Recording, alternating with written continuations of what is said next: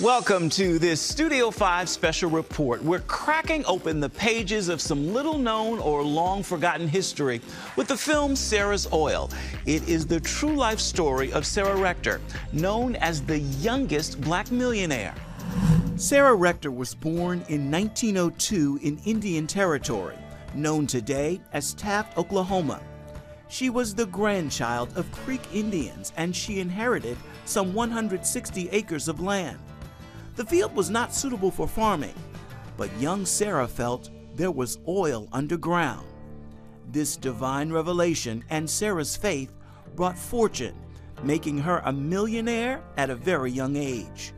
Her journey of faith is now a story for the silver screen in Sarah's Oil. Now that you have that brief history lesson, it's time to peel back the curtain on exactly how this true story makes its way to the silver screen. We begin with the Rector family and the actors bringing the faith-filled story of Sarah and her parents to light. Naya Desir-Johnson, Kenrick Green, and Saniqua Martin Green. My name's Sarah Rector. The state gave me 160 acres on account of my ancestors, and there's oil on. Well, how do you know that? God gave me the ears to hear it. Do you hear it, Blue? There's oceans down there. Naya, I'll start with you. How would you describe Sarah, and why did you want to play her? I wanted to play Sarah Rector because she's amazing. I've never seen anything like it. That field you're sitting on could be the richest in all Oklahoma. I felt like there's so much I can say about her, that she's brave, she's ambitious, and she still loved her family. And the best part about that is that they supported her. I'll give you 20 bucks an acre. I ain't selling. You want a war? Most of the kids that I know, their families don't really support most of the choices that they make. And I think it's really important to have a family that will believe you, that trusts you, and they don't question every single one of your choices. And Sarah Rector's family, they did question her, but they believed her in the end, because this is something that she was right about. And if she didn't push, she might have been killed at an early age. And she might have not become the first black girl in America to be a millionaire. And there wouldn't have, maybe, for many, many years to come. So I think it's just awesome that I was chosen to play her, because this is amazing. Saniqua, you played Rose Rector, Sarah's mom. So you read the script for the first time, or the book, or you hear the story. What are your thoughts immediately following? We've been talking a lot about just what a wonder it is that this story is not known. I had seen that picture that circulates, which is actually not her. Right. We found that out, from her descendants. I had seen that picture, but I had never heard the story. And there was so much about the origin of the state of Oklahoma that I didn't know. There was so much about natives and enslaved black folks that I didn't know. The Dawes Act, I did not know. This is serious American history, serious black history that I think was deliberately hidden. So that was the first thing, was like, I'm sorry, what? We're dealing with some mighty devious folks over there. Then we need to fight for what's ours. Is that why I see dynamite? That's my oil! No, it ain't! I would not do that if I was you. You took the liberty of wiring up your wells just in case you wanted to do something foolish. Then, being able to bring the Rectors to life, Rose was really integral in Sarah's life once they came into the well. Once Sarah, took possession, got the oil, her and Rose had a really fantastic relationship as mother and daughter, but also professionally speaking. And they worked together to build. And that was another thing that really touched me.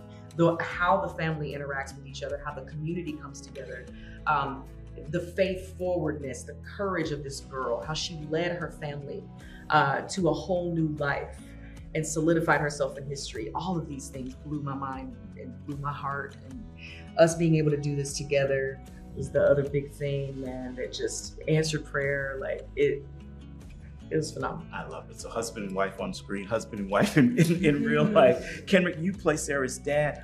What do you think guides and bonds this family in such a fierce fight. I was just struck by the unity that we're seeing. Yes, I think in a word, faith. Faith is the glue. You know, I think without that, this story does not play out in the way that we've come to understand it. And to get to walk that out in the Rector's shoes, as you know, with my real life wife and with our new surrogate daughter here, right?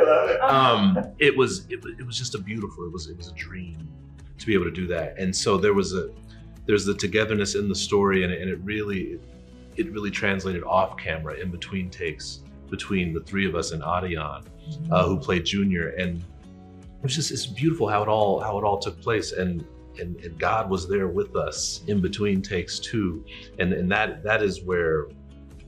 how it all came together, and how the Rector family was able to overcome all of the adversity they experienced in this time.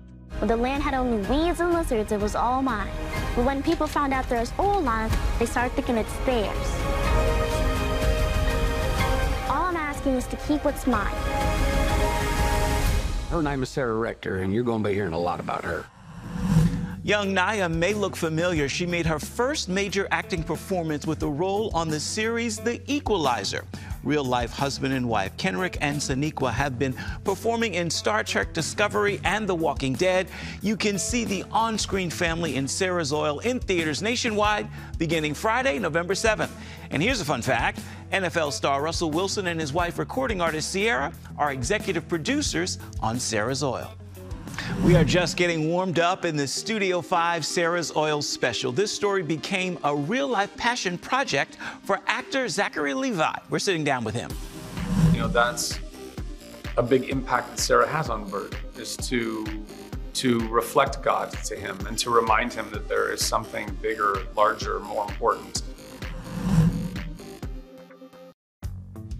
Welcome back to this Studio 5 Sarah's Oil special. Actor Zachary Levi worked in front of the camera and behind the scenes to help guide this story from script to screen. He plays the unforgettable role of Bert Smith. I got oil on my land, and I'm looking for a partner to help me drill it out.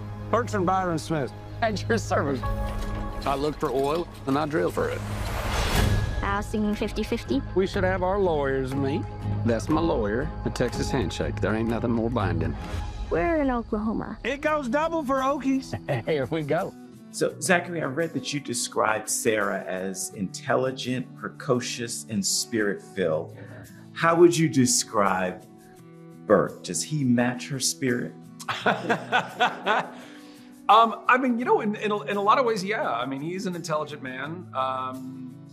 And I guess you could also kind of call him a little precocious. Not as spirit-filled, certainly not in the beginning of the film, but I think that toward the end, you know, that's a big impact that Sarah has on Bert, is to reflect God to him and to remind him that there is something bigger, larger, more important than the more, let's say, selfish life that he had been living up to that point. What's the damage? Well, this might be the end of the road. You give him so easy.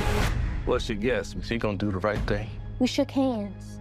You may have to speak to him. I don't know what to say. God'll give you the words. What do you think it is that allows him to stand with this little black girl at a time where everyone is mounting a fierce fight against her?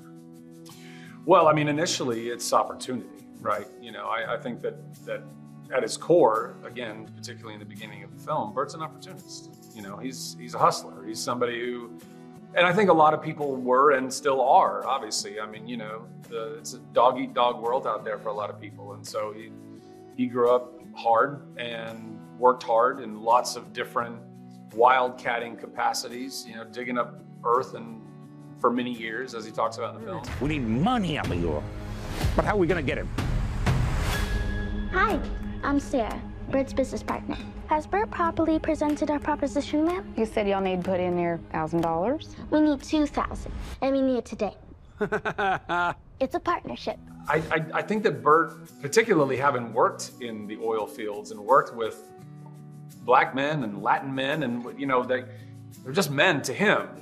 Like, yes, there's nomenclature and things that get thrown around and everything else, but Bert was never part and parcel to the kind of racist tendencies that I think a lot of other people unfortunately fell under. And at his core, you know, and so I don't think he ever saw Sarah as anything, or her family as anything other than just other human beings.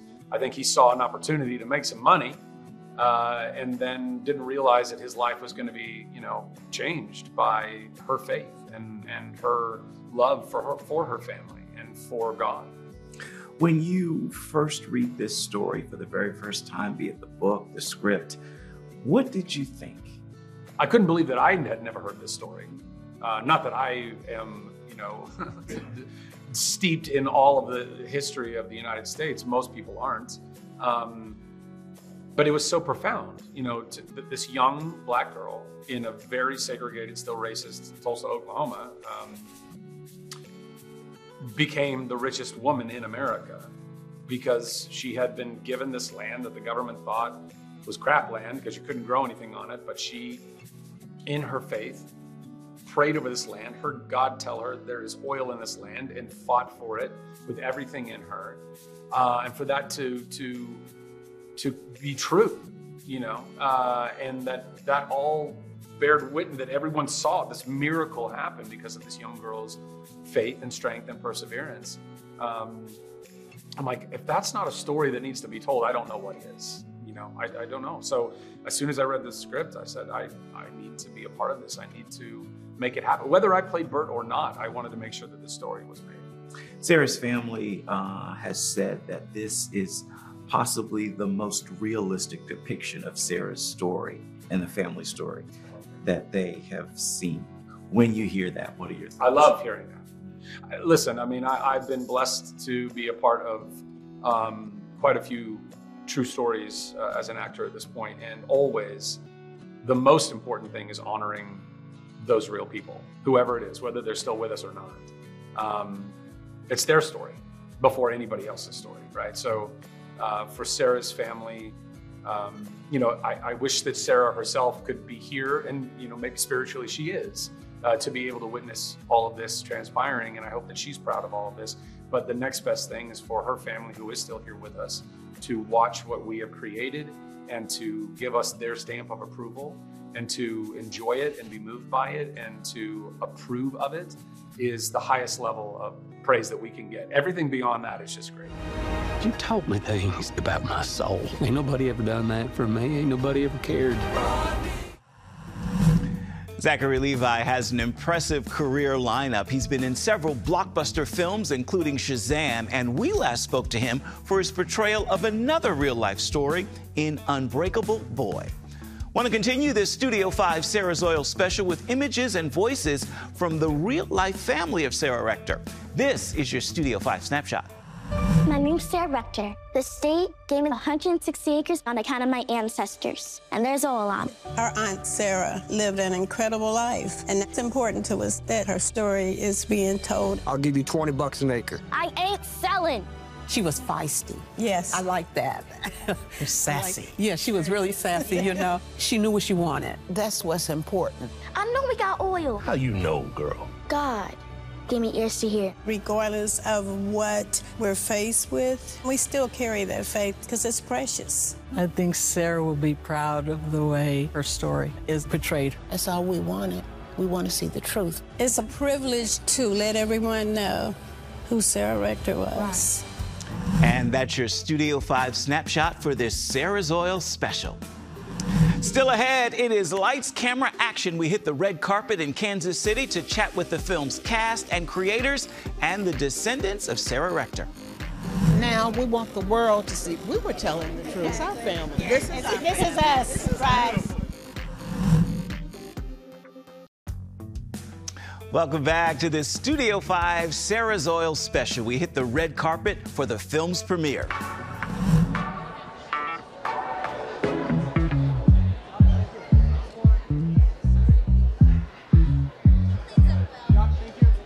So, first time playing husband and wife, and you are husband and wife, walking a red carpet tonight together as husband and wife. What's that mean to do that for this film? Well, I mean, let's faith and family are at the center of this film. Like, that's the Rectors. What was it like to know this history and travel knowing that many people didn't know it? That's a good one. Okay. Going back and trying to correct the wrong is the hardest thing for us. And we're still doing it to this day. It was nothing to them but a story, a fabrication of what we were saying. But now we want the world to see we were telling the truth. It's our family. This is us. Right. What's your earliest memory of this story? I knew you was gonna come with the best question of the night. It was always a piece here, a piece there. Then we would drive down to Oklahoma and like look at the grave site and go to Taft. But as I got older and you could Google, I started to put my own puzzle pieces together. And I was like, there's something to this. The most outstanding memory you have of your grandparents? You know, I would say, for me, I love that she loved fashion. You know, I was not going to say that, but that is the truth. I love that she loved fashion. I can see you like fashion too. Me too. Yeah. Because our grandmother had a way of loving each and every one of us and making us all feel that. There were the many nights that she would come over and visit, spend the night with us and bring us Borden's butterscotch swirl ice cream, which was our favorite. So those are some of the favorite memories that we each share. What do you think she would be saying about tonight, knowing that her story is now being shared? I'm so thrilled. And she would be so thankful. She was a very humble woman and a woman of faith. And to see that is displayed in the film, she would be very pleased. Yes. She is dancing in her grave. Seeing it completed, what are your personal thoughts? Oh, I love it. It's the kind of movie that if I had a daughter, I'd want her to see. It's such a beautiful story about a little girl who all the odds were stacked against her and she persevered and came through and got her dream, and it's beautiful. What is it about it that touched your heart? You know, anytime I find a story about somebody who overcomes incredible odds, incredible adversity with unwavering faith and conviction, I'm attracted to that because that's what we're all struggling with. How do you overcome incredible resistance? I didn't think we'd find it in a story set at the turn of the century or a little girl like Sarah Rector, but wow, I was drawn to her belief in faith, family, and just following her dream. Tell me about the process of getting this film made. How would you describe the journey? It was just like Sarah's journey. It was hard, you know? Is this movie a miracle? It's absolutely, whenever you can get a film done, it's a miracle. I know that you're a man of deep faith. Tell me how your faith shaped getting this to screen. Oh, I mean, you know, similar to Sarah, not giving up.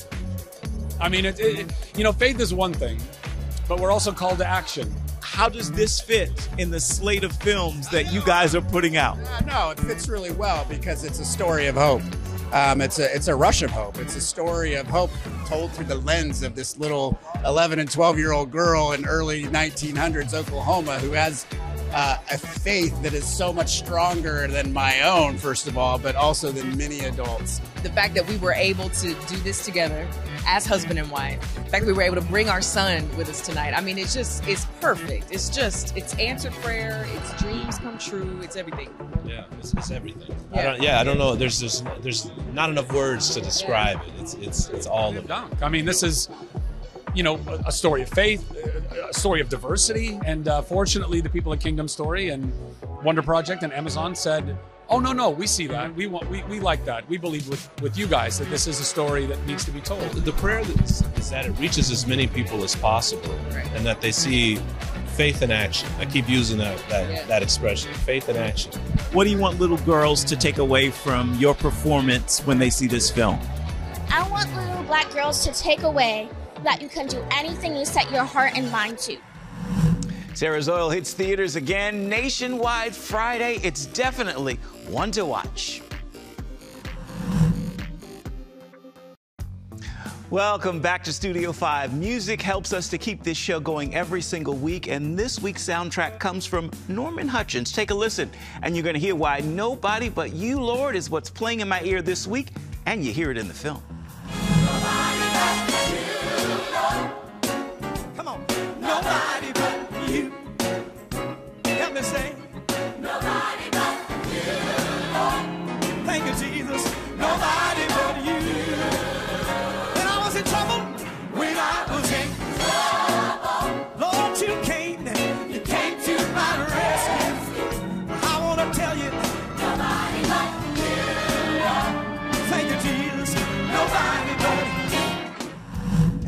everybody but you. On that musical note, we are just about out of time for this special edition of Studio 5. So let's give the final word to a name you won't soon forget, Naya Desir-Johnson. Why do we need this story right now? We need this story because there are many little Black girls right now who aren't feeling empowered that they can do anything because society is purposely shutting them out.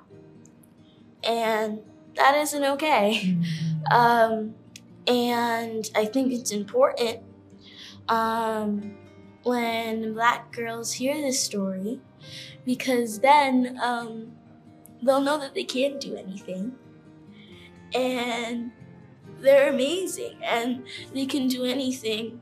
And if the world tells them no, that's just a reason to keep pushing and go forward. And for Sarah Rector to face these trials and hardships, I think it'll just spark a light within them, and more of them will stand up and speak for what they believe in. That's why I think we need this story, and many other people too. They feel like they can't stand up and speak their mind. But I think it's really important because we need more people who aren't afraid to speak up. And I think this is a calling to those people. But yeah, I think this is why we need that story. So beautiful and so wise. Thank you, Naya. That is a great final word for this week's edition of Studio 5. Until next time, make time to uplift someone around you, and then please come on back and see where Studio 5 takes you next week. Bye-bye. Thank you for watching this special.